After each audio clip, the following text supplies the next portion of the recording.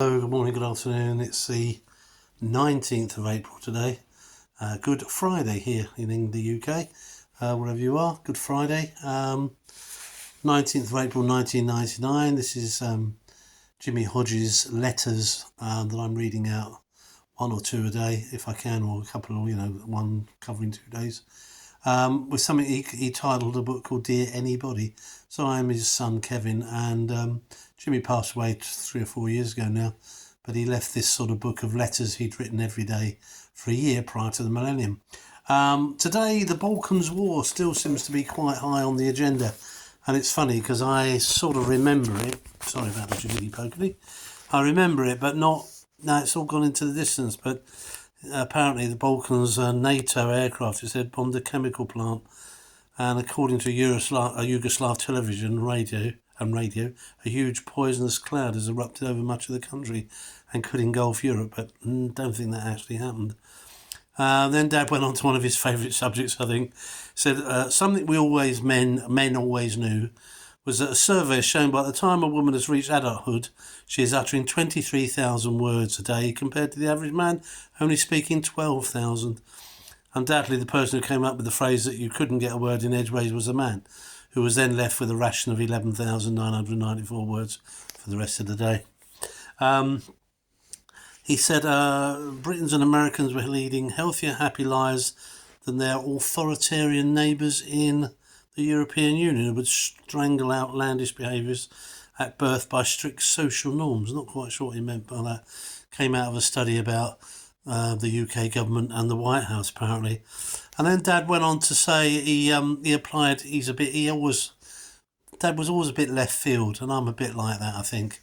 And he wrote some applications, one of which he wrote as a radio script, and one of which he wrote every other line backwards.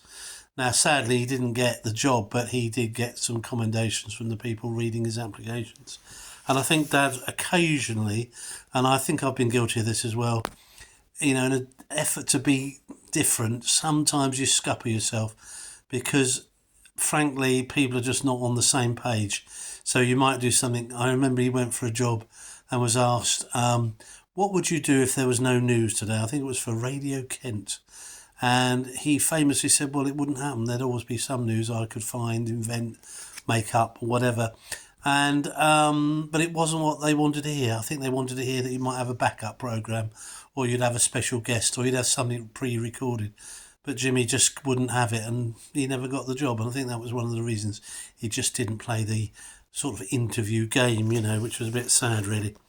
Anyway, he said a chilling financial fact: a compensation culture costing as much as 6.8 billion a year in payouts and legal fees is smothering Britain, warns the Centre for Policy Studies.